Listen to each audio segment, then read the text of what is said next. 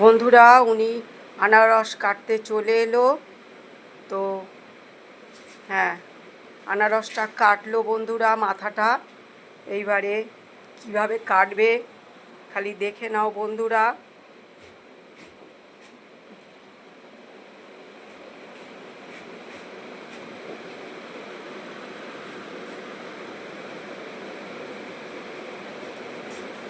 দেখো বন্ধুরা, এবার ছাড়াবে। তো ছুরিটা নিয়ে বসতে পারতে।